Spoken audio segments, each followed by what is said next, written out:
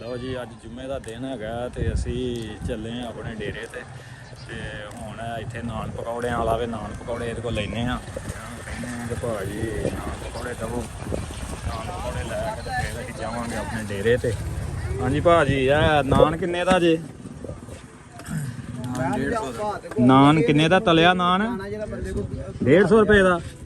ਤੇ ਇਹ ਕੀਮੇ ਵਾਲੀ ਟਿੱਕੀ ਕਿੰਨੇ ਦੀ ਜੇ?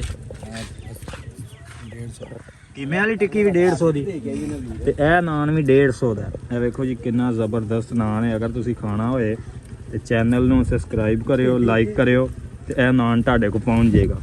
ਇਹ ਚੈੱਕ ਕਰੋ, ਇਹ ਟਿੱਕੀਆਂ ਚੈੱਕ ਕਰੋ, ਇਹ ਸਮੋਸੇ ਚੈੱਕ ਕਰੋ, ਇਹ ਪਕੌੜੇ ਚੈੱਕ ਕਰੋ।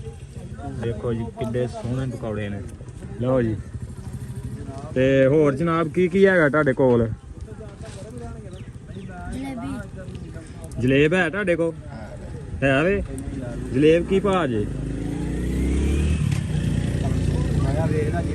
500 ਰੁਪਏ ਕਿਲੋ। ਲਓ ਜੀ ਕਿ 500 ਰੁਪਏ ਕਿਲੋ ਜਲੇਬ ਦੇ ਰਹੇ ਹੈਗੇ ਨੇ ਤੇ 150 ਰੁਪਏ ਦਾ ਤਲਿਆ ਨਾਨ ਦੇ ਰਹੇ ਹੈਗੇ ਨੇ। ਹੁਣ ਇਹਨਾਂ ਕੋਲ ਲੈ ਕੇ ਤੇ ਫਿਰ ਅਸੀਂ ਜਾਵਾਂਗੇ ਡੇਰੇ ਤੇ, ਉੱਥੇ ਜਾ ਕੇ ਫਿਰ ਆਵਾਂਗੇ। ਨਾਲ ਲਾਂਗੇ ਬੋਤਲ ਇੱਕ ਪੈਪਸੀ ਬੋਤਲ ਲਾਂਗੇ 1.5 ਲੀਟਰ ਦੀ, ਫਿਰ ਜਾ ਕੇ ਡੇਰੇ ਤੇ ਖਾਵਾਂਗੇ। ਅੱਛਾ ਜੀ ਦਿਓ ਜੀ। ਚਟਨੀ ਵੀ ਹੈ ਜੇ? ਉਹੀ ਗੱਲ ਸੁੱਤਾ ਹੋਣਾ ਚਾਹੀਦਾ। ਚਟਨੀ ਹੈ ਜੇ ਕੋਲ ਕਿ ਨਹੀਂ? ਇਹ ਵੇਖੋ ਜੀ ਰਾਇਤਾ ਹੈ ਵੇ, ਬਰਫ ਪਾਈ ਹੈਗੀ ਹੈ, ਠੰਡਾ ਕੀਤਾ ਹੈਗਾ, ਇਹ ਖਰਾਬ ਨਾ ਹੋਵੇ ਗਰਮੀ ਦੇ ਦਿਨ ਨੇ ਨਾ।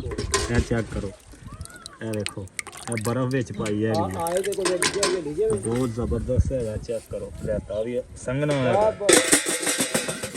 ਮੱਖੀ ਜਿਹੜੀ ਪਰਾਂ ਪਰਾਂ ਕਰ ਦਿਓ।